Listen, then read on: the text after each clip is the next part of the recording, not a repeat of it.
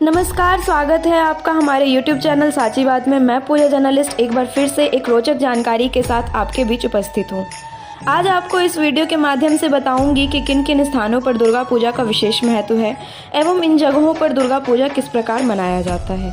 साथ ही अंत में 9 दिन की पूजा के पश्चात किस प्रकार धूमधाम से माँ दुर्गा का विसर्जन किया जाता है। तो दोस्तों, नवरात्रि आ चुकी है और हम सभी को पता है कि दुर्गा पूजा का उत्सव मनाए जाने की तैयारियां जोरों शोरों से शुरू हो चुकी है, क्योंकि पंचमी से दुर्गा उत्सव की शुरुआत हो जाती है और पूरे देश में जगह जगह पर पंडाल सजने लगते हैं। देवी माँ की पूजा की जाती है, परंतु सबसे भव्य दुर्गा पूजा बंगाल में मनाई जाती है। ऐसे में क्या कभी आपके दिमाग में यह सवाल आया है कि आखिर बंगाल में दुर्गा पूजा को इतना महत्व क्यों दिया जाता है और वहाँ पर इसकी भव्यता कुछ और ही चमत्कार दिखाती है। तो आपको बता दें कि यह प्रश्न जितना ही रोचक है उतना ही रोचक इसका जवाब भी है, जो आज मैं इस वीडियो में आपको बताने वाली हूँ। इसलिए वीडियो को बिना स्किप किए अंत तक ज़रूर देखें। तो चलिए शुरू करते हैं हमारी आज की शानदार वीडियो। और यदि आप हमारे चैनल पर नए हैं तो साची बात चैनल को सब्सक्राइब कर लें।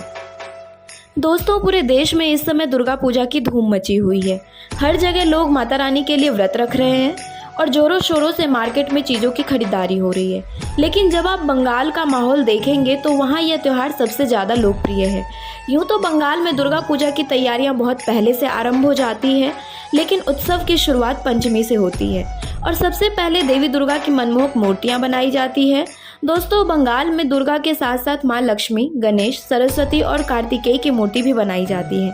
यहाँ तक कि बंगाल में बनाई जाने वाली मूर्तियों को विदेशों में भेजा जाता है।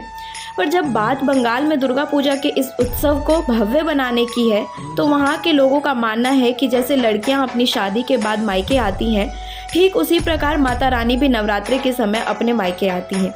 जैसे मायके आने पर एक बेटी को प्यार दुलार मिलता है, ठीक उसी प्रकार माता रानी जब नवरात्रों में 9 रूप धारण करके हमारे सामने होती हैं, तो उन्हें हर तरह से प्रसन्न करने की कोशिश की जाती है। यही कारण है कि बंगाल में नवरात्र का इतना ज़्यादा महत्व है। अब अगर हम नवरात्र के इतिहास की बात करें तो दोस्तों, नवरात्र देवी दुर्गा और राक्षस महिषासुर के बीच हुए युद्ध का प्रतीक है। ऐसे में यह पर्व बुराई पर अच्छाई के जीत का भी प्रतीक है और यही कारण है कि पूरे देश में इस पर्व को इतने धूमधाम से मनाया जाता है। चलिए दोस्तों, अब हम आपको बंगाल में होने वाले दुर्गा पूजा के कुछ रोचक तथ्यों के बारे में बताते हैं।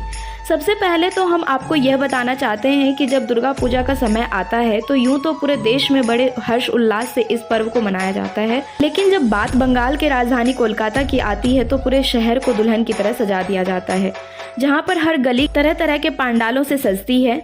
लोग पंडाल देखने तथा दुर्गा पूजा के दर्शन करने के लिए रात भर लाइन में लगकर पूजा का उत्सव मनाते हैं।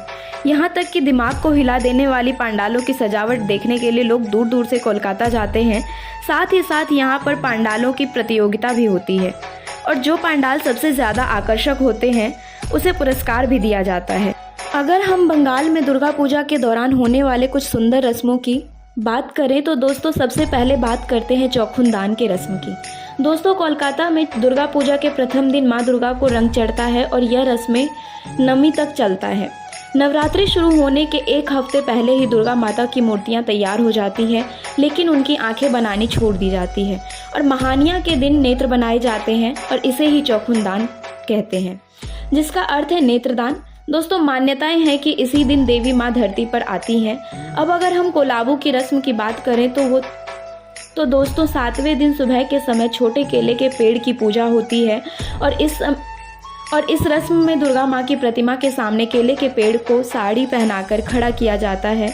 अब बात करते हैं कुमारी पूजा की, क्योंकि बंगाल के लोगों का मानना होता है कि बेटियां दुर्गा माँ के समान होती है, जिस वजह से छोटे छोटे कुमारी लड़कियों की पूजा की जाती है।